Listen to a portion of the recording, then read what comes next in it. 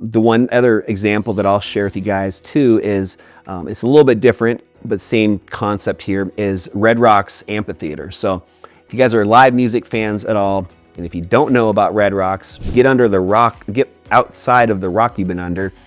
But I think, Red Rocks is an area that most people know about at this point. One of the best music venues in the entire world. And one thing that's a challenge though is they do not allow overnight parking up at the actual lots around Red Rocks. And let's be honest here, most people are going to Red Rocks. A lot of them are probably planning on drinking and partying and having a little bit of fun for the show. And some people, would prefer just to leave their car there overnight.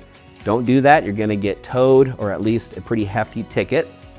But what's even more been a pain in the butt recently is they've only allocated one area for all of the shared Lyft. So all of the Ubers and all of the Lyfts are all picking people up in one place, which has caused this crazy just line of people waiting to get their Uber.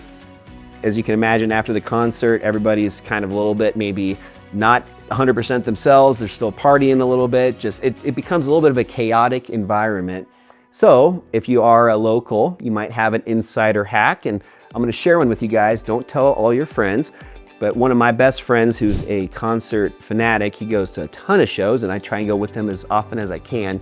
One trick that we do recently is, instead of waiting for that long line of Lyft and Uber people to pick you up, you can actually walk from Red Rocks down to Morrison, the town of Morrison, which is about a 15 to 30-minute walk, depending on your pace and just where exactly you're going from.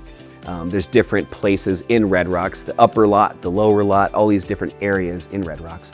But you can walk from Red Rocks down to Morrison. It's a really nice stroll. It's downhill the entire way. If it's nice weather, it's a really good way just to kind of enjoy being, away from the crazy amount of people that you're going to be around in the show, as well as, if you have had a few drinks, maybe a way to kind of sober up a little bit as you take this walk down to Morrison.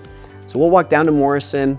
We'll maybe, have a drink at the bar there, and then just call an Uber from there, and no issues at all. Uber will be able to come right there, meet you out front, and you're on your way. So just an example of some of these things that you're not going to know about until you're a local, or at least you've moved out and been here for a while. But there are some strategies and some ways to avoid some of this that otherwise can be a little bit of a headache.